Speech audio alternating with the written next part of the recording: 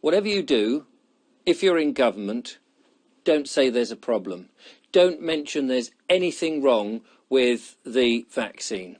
Because should you stand up and say, actually, there's a problem with the vaccine, that a lot of people have been hurt, that we have a yellow card system in place, and 500,000 people seem to have been affected. They're only the ones that have actually bothered to take the time to fill in the yellow card system, which is an online system to complain about what has happened to you as a result of having something that's been cajoled or mandated or forced down your neck to take when you probably didn't need it in the first place, or that there are perhaps excess deaths happening at the moment across not only the country but the world. Now, if you were an MP and you wanted to stand up because people were telling you there's a problem, there is something wrong, you would think that the government, the benevolent government, the kind government, would be very receptive to this, seeing as they've forced pretty much and encouraged and are still encouraging people to take this vaccine, what they call a vaccine, this medical procedure. Well, if you happen to be Andrew Bridgen and you stand up, MP for North Leicestershire, I think it is, North West Leicestershire, no, they don't like it. They certainly don't like it. They don't want to be told they're wrong.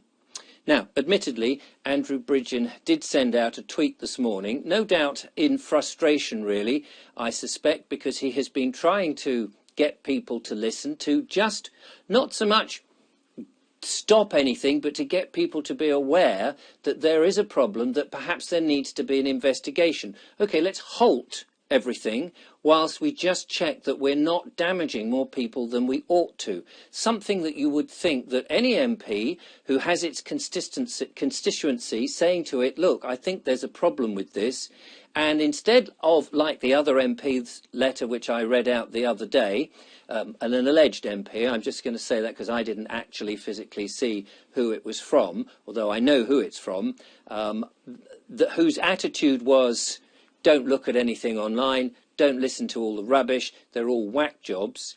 If you're somebody like Andrew Bridgen, who actually bothered to get up, and even though the House of Commons on the 13th of December, when he made his speech and was questioning the validity and the efficacy of this vaccine that has been mandated, and saying, look, there might be a problem, there are signs, people are telling me, perhaps we should look at it.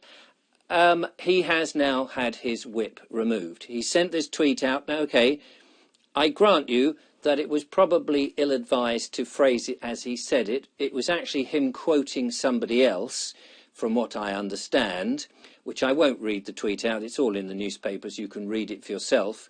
But what makes it worse, I think, is the odious Matt Hancock standing up at PM Questions, Prime Minister's Questions today, and asking the Prime Minister if he agreed with him, Matt Hancock, that everything about the vaccines has been absolutely safe, and of course that Andrew Bridgen had been terrible in, I'm paraphrasing, in putting his frustrations forward in a tweet, because it was, in his mind, racist.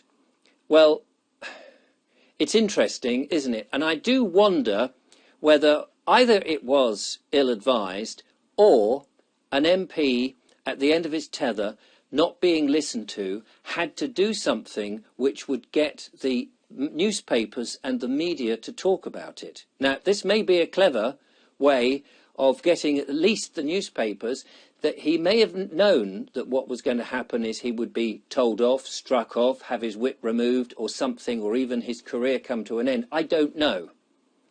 The main thing is that what has happened is it's brought it out into the open. Andrew Bridgen was questioning something that loads of people know about and have been suffering from.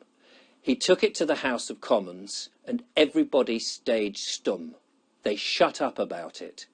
This is terrible. This is not democracy.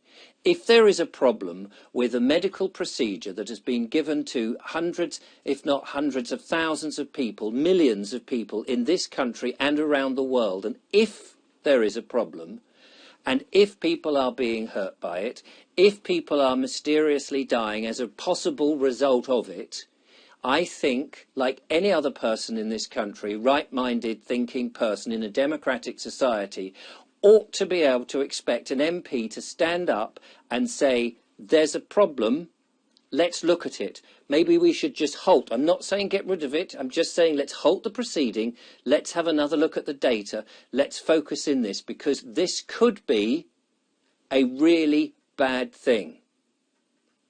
So I'm hoping that although this terrible thing has happened to Andrew Bridgen, that at the end of it, we can now start talking about it a little bit more legitimately. It's in the papers, so it is well worth speaking out. Talk to your own MPs and say, wait a minute, perhaps there is something wrong. Maybe we should have a look at the data again. Perhaps we should just halt the rolling out of this medical procedure. Perhaps we've been too hasty. Has it been thoroughly tested? Now is the time to speak more than any other.